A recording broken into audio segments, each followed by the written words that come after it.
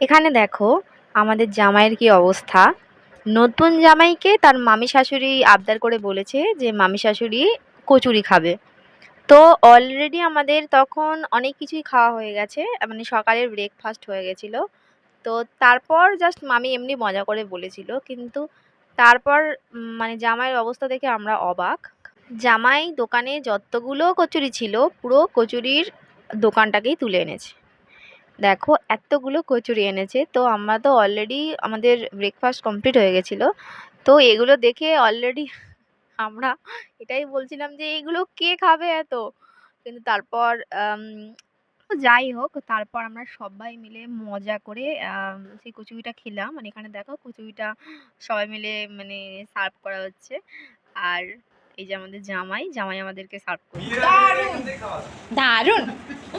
এখানে কচুরি খাওয়ার পর সবাই রিভিউ দিচ্ছে কার কেমন লেগেছে। তো সবার রিভিউ তো খুব পজিটিভ ছিল, তো আমিও খেলাম এবং দেখলাম যে ভীষণ সুন্দর কচুরিটা।